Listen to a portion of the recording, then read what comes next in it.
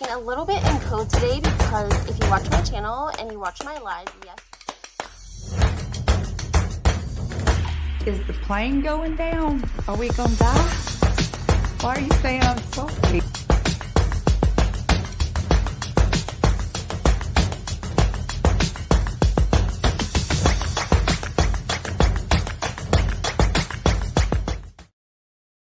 Hey guys, welcome back to my channel. I'm Lindsay, the housewife historian. Let me get my camera set up here so that we can talk Real Housewives today. I have a whole new theory on what has transpired over the last 9 months as it pertains to Maricio and Kyle. And I think that you guys are going to be probably surprised, a little surprised on what I think has been going on behind the scenes with the two of them. Good morning, Barbara. It's a lot, guys. And I think, Barbara, you might understand too, actually. Sorry, guys. Can't podcast without my lipstick, okay? All right, let's talk about the Real Housewives of Beverly Hills. Of course, everything in this video is alleged, and we have a lot to unravel. So we have Kyle Richards coming out. She made a statement yesterday. Whoops, sorry guys. She made a statement not yesterday, on July 3rd, actually. The timing of this couldn't be more perfect. I know that you guys have to agree. Hi, Yo-Yo. Good morning. Hi, Michelle. Good to see you guys. I hope you guys are all having a great Thursday morning. Touching on Kyle's statement, she said that it had been like the worst 9 months of their relationship ever, the last 9 months. And I wanted to kind of talk to you guys because I kind of had an epiphany yesterday that I think I understand what's gone on between Kyle and Mauricio's relationship, and it maybe not be all like Morgan, the country singer. It might be more about the alcohol. So hear me out, guys. We have Kyle Richards. She quits drinking. Okay. I know from the program of AA, or for people that are trying to not drink for whatever reason it is, whether she thought it was an issue, whether it was her health, whether she didn't like the way she looked last season, regardless of what it is, it must have been somewhat of a struggle for her to go from drinking socially and however much she drank to not drinking at all. And typically when you have someone that wants to quit drinking, what are some of the things that they need to do? Well, they change people, places, and things. Or if they have a significant other who's not an alcoholic, like Mauricio, who can, maybe he is, maybe he isn't, but in his mind, he feels like he drinks responsibly. He doesn't have a problem. Why should he be punished just because Kyle wants to quit drinking? Like, this is what we see in relationships when somebody gets sober, right? She's not going to want alcohol in the house. She's not going to want bottles of a full bar in the house because that's going to tempt her to drink. She's not going to want to go out with Mauricio and 5 other of their couple friends and everyone drink and her be there sober, right? Because have you ever been sober hanging out with drunk people? It's not a lot of fun, okay? And I feel like drinking has been a part of Kyle's life for a long time. If you guys go back and watch over the years, Kyle and Mauricio have kind of like, they get close with like a couple for like a couple of years. Like, for instance, Dory and PK, they were very close for several years. They vacationed together with the children in Mexico, and they would do videos, if you guys remember, and they would be sloshed. All of them, PK, Dory, Mauricio, Kyle, like they would be drunk, dancing around the house, yada, yada, yada. Kyle is the good time girl. Everyone knows Kyle as the good time girl. When they go to events or parties, they want to sit next to Kyle Richards because she's funny. She's the good time, right? So in order for her to put that mask on, she drinks. She's fun when she drinks. She has anxiety. She's told us that she has anxiety, and she told us that she's on medication for anxiety. And one thing that you typically don't want to ever do, 2 things you don't want to actually mix, would be a benzodiazepine or an anxiety medication with alcohol. It's not a very good mixture at all. And we know that she takes stuff for her anxiety because she's told us. And so I'm sure that drinking that was definitely elevating everything.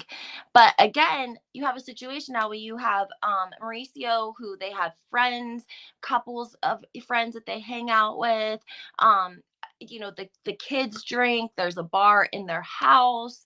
It's a normal way of, I'm sure Mauricio, some people, comes home and he makes himself a martini.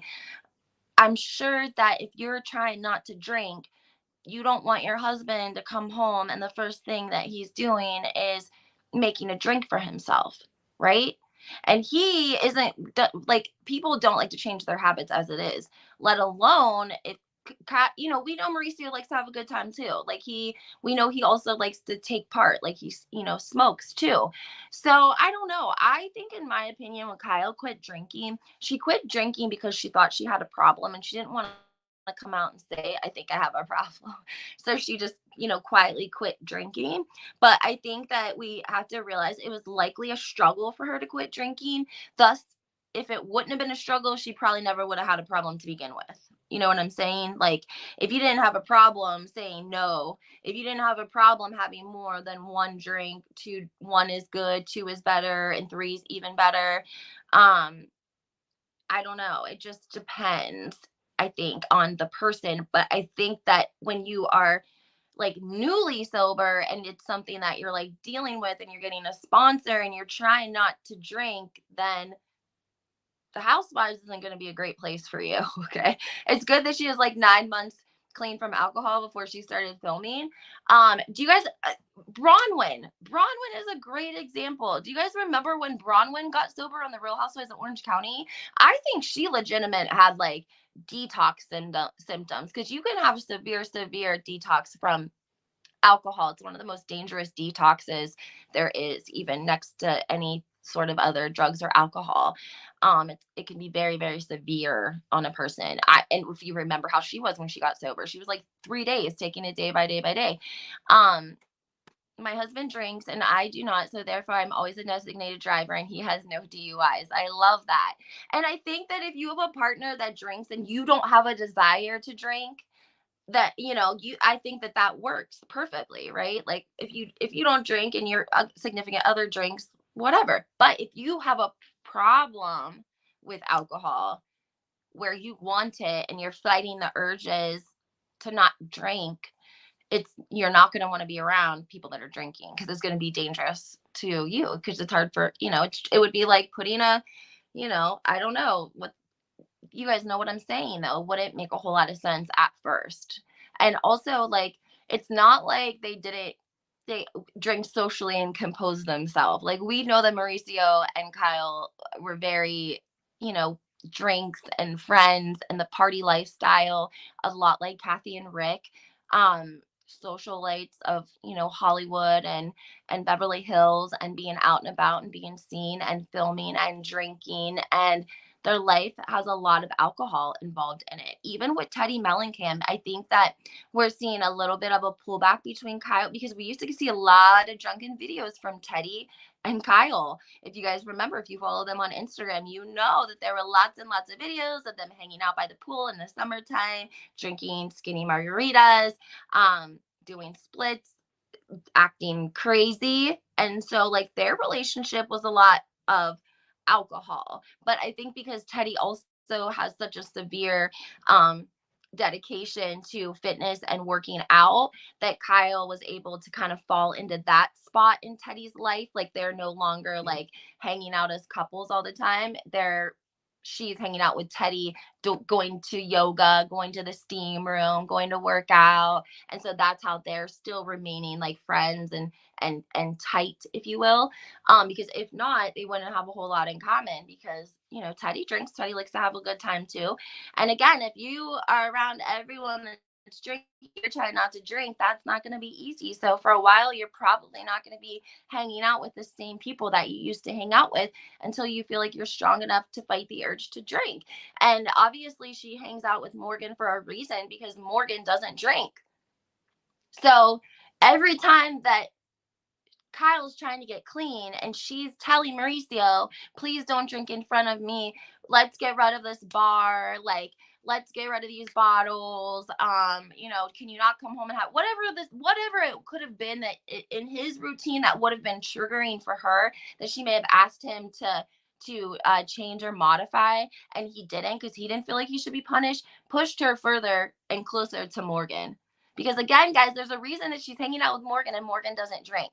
Okay, because it's a safe place for her. She doesn't have to worry that Morgan's gonna order a drink and she's gonna have a weak moment and get drunk. She doesn't have to worry. It's a safe place for her. So in a way, with Kyle in this newfound sobriety, having a clear mind, a clear head, not the fog.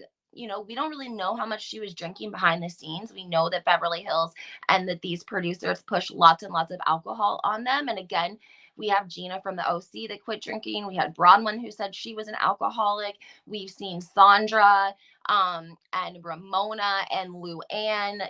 Like Luann got arrested down there in Florida. Like these women and Luann had an issue with alcohol. Let's not forget. And she admitted it. She had a probation officer. She was getting in trouble for drinking because it was that hard for her to quit drinking. Okay. And we may not even consider Luann someone that you would say is an alcoholic, right?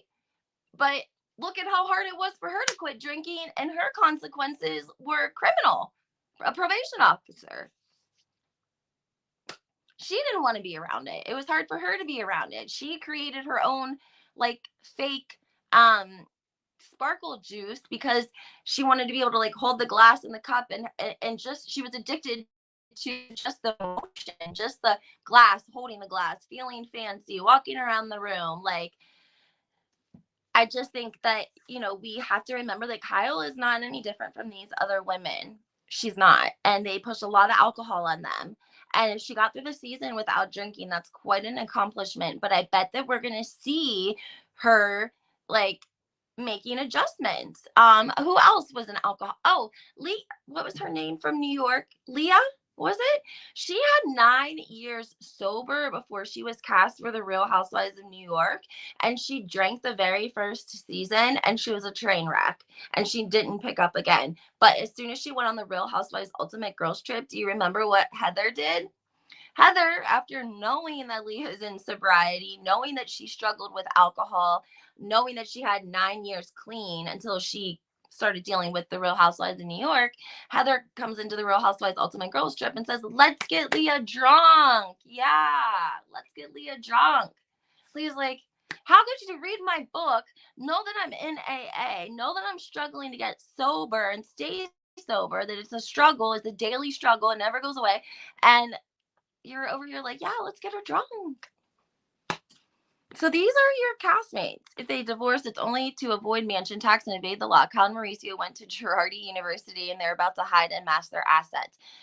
Thank you for making this comment. I'm glad that you said this because if you guys know, Kyle outing Kim as an alcoholic on the show. I agree with you. Kyle had no problem outing Kim for her alcoholism. And here's the thing, when you have an addict in the family, they become the fall guy. And all the attention's on them. Meanwhile, Kathy and Kyle are still tipping bottles. They're drinking. They're having a good old time, right? They're just functioning. Kim couldn't function. They just are functioning, but still doing it. So imagine poor, Kim this whole time looking at Kyle bitch, you drink every night too. What do you mean? You just have a husband. I wanted to tell you guys though, they took out an extra mortgage on their house in Beverly Hills recently, literally a week ago, I want to say, which was a little bit strange because we know that their net worth is in the millions. But allegedly, okay, they're somewhere in the $100 million range.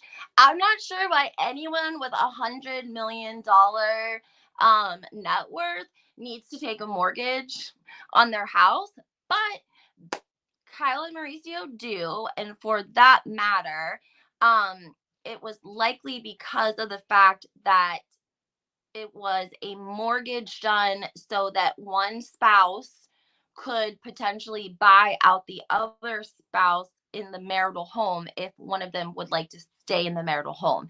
And because divorce or separation to a lender or to a bank would mean sketchiness, like less likely to approve, maybe a higher interest rate. So they went ahead and filed for the mortgage loan prior to announcing their separation so that they would have the funds available um to buy out the other one. And it is it's not lawful or ethical, I guess, if that's the word that you would want to say. I mean, again, are these things from Girardi University? Likely, very much likely.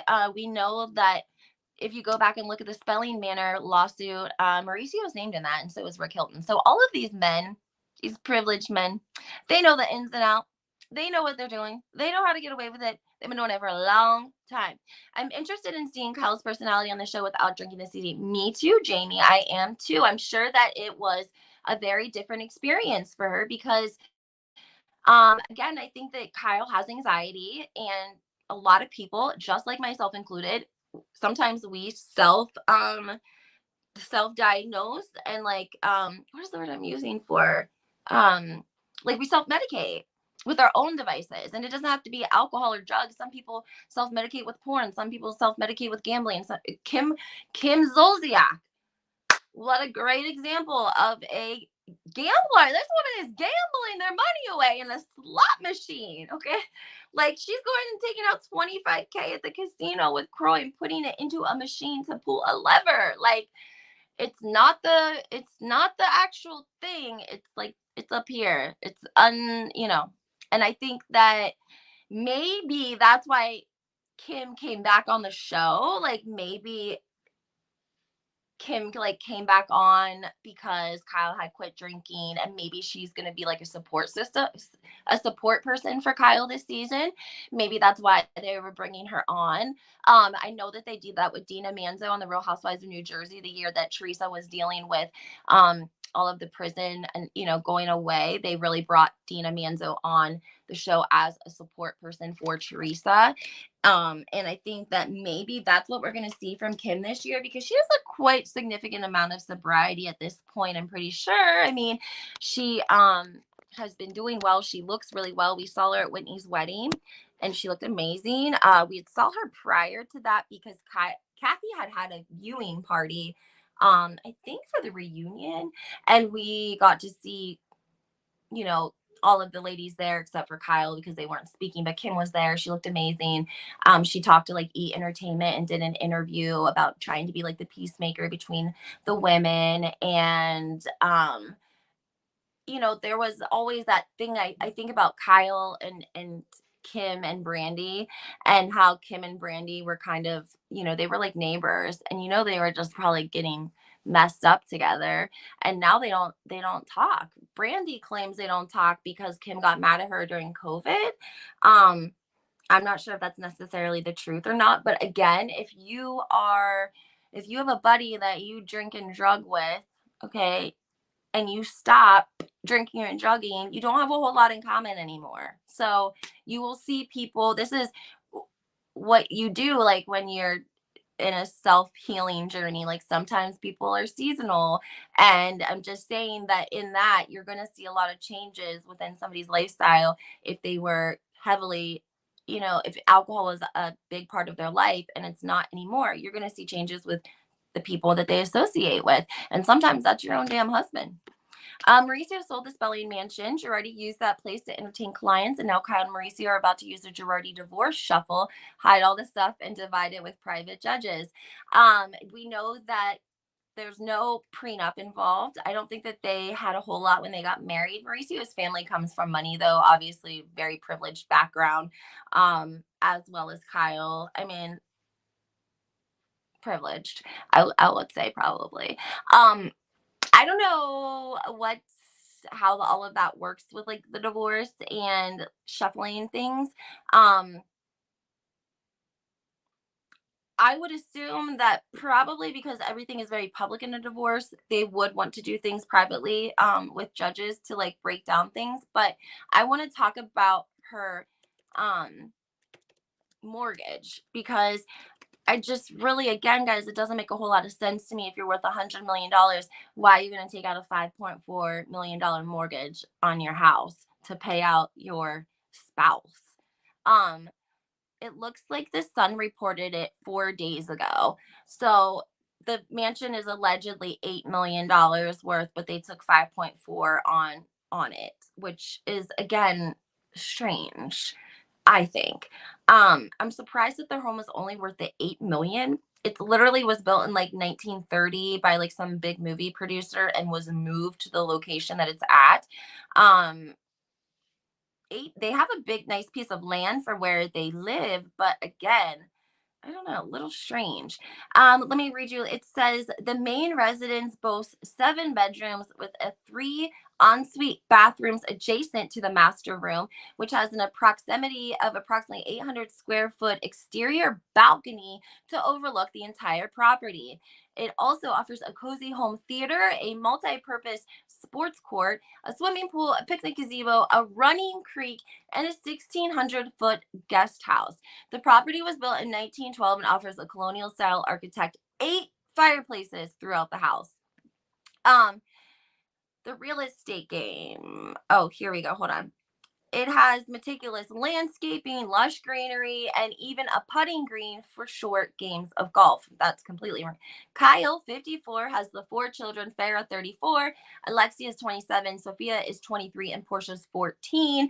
Mauricio is 53. So if hypothetically Kyle's trying to buy Mauricio out of the house so that she can keep the family home and keep Portia to finish school, Portia's 14. Then she would only have about what, guys, like 4 years left of school. um it looks like it says, I know LA geographically really, really well, having grown up here. I was an only child for the first 8 years, so I spent a lot of time with Mauricio. And I was very interested in everything Mauricio was doing. This is coming from Farah, the oldest. But I have my own love for property and being out in LA, and there are some of the most amazing properties and lifestyles in the world. The family previously lived in Bel Air, but sold their 7 bedroom, 9 bathroom for 6.1 million after years of being on the market. I think that is not the house that Sutton lived in. Then, because they initially listed their old estate purchased for 3.5 back in 2017 for 7 million, but they were forced to drop the price and it sat on the market. When they couldn't find a buyer, Sutton rented it. So that is the same. That home in Bel Air, though, it didn't look that big. 7 bedrooms with 9 bathrooms. That's an average home for Bel. That's small for Bel Air. Um, I don't know. I maybe their net worth isn't right, because I just can't think that if you have $100 million net worth, even though you would be living in like a $4 million house, like 4 million sounds like a lot to us, but 4 million in LA is like nothing, nothing. But maybe they don't have the money. Maybe it's locked up in assets. I think that likely if they don't have a prenup, which Kyle has said they don't have a prenup, that they will split it as much as they can. I don't know if this will put some sort of a target on Mauricio for people who have been wronged by him in the real estate game, like the property in Malibu that we spoke about yesterday. I told you guys about the property in Malibu that Mauricio was being sued over because it was a beautiful property that ended up selling for like $33 million. And he told the original Nigerian government, who had confiscated the property as part of a arrest for like a drug trafficker, um, that it was only worth 3 million. I'm gonna look that up for you guys right now.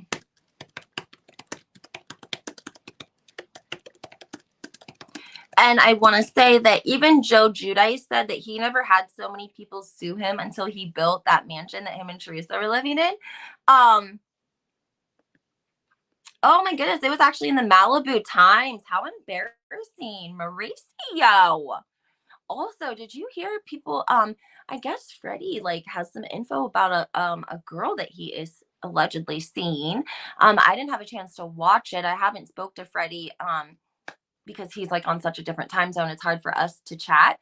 But I wanted to talk to him about a couple of things. I called him a couple of days ago, so we haven't had a chance to link up yet. But I did hear that he was like on Sherelle's World, and he had some information about Mauricio and who that he was seeing, which I found really interesting, because I told you guys about the comment on his Instagram page when he came out with his book, his autobiography. Um, So this is going to be buying Beverly Hills star sued for 35 million over a Malibu mansion. And this one is recent. This one's January 6th of 2023. They tried to sue him back in 2011, okay? The property was valued at over $82 million, according to Zillow. 16-acre property with 16,000 square foot home, a 3-hole golf course, built in 1991, and sits on the Malibu Pier. The story was put together from previous LA and Malibu Times reports. The saga began when the African prince, playboy son of president slash dictator, somebody, his last name is Guinea, acquired the Malibu mansion for 30 million from Karen RHOBH, whose family syndicated Wheel of Fortune in 2006.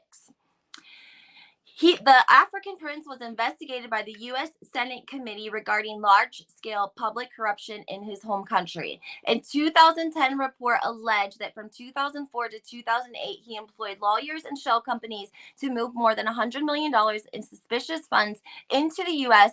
to purchase luxury assets, including a $3.85 million Gulfstream V-Jet, the Malibu mansion, Michael Jackson memorabilia, and exotic cars. When the Obama administration began its asset recovery initiative in 2010, aimed at reducing corruption in foreign states, the African prince was a major target. It says in 2014, settlement required him to sell off the assets and forfeit 30.3 million in proceeds to the US government, which was later earmarked for countrywide COVID vaccines. To sell off the mansion, the African prince and the government needed a broker with connections to wealthy buyers around the world. The house was to be appraised and sold at a fair market value. The listing agreement allowed a generous 6% commission and permitted the brokerage firm to represent both buyer and seller. That means more money for them because they don't have to, they can represent the buyer and the seller, so they're going to make commission. Normally, you would have a different whoever's coming to buy it, they would have their own person, but because Yermansky had so many clients, wealthy people out there, they knew that he would have his own clients. So he potentially shows it to his people, they buy it, he makes a commission from them, and he makes a commission from the people that are actually selling it.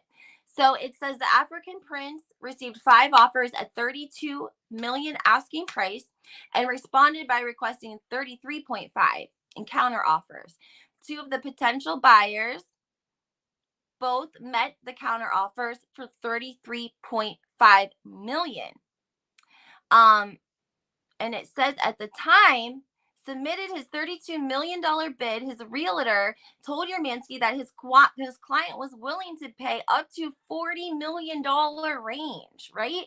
So at this time, basically,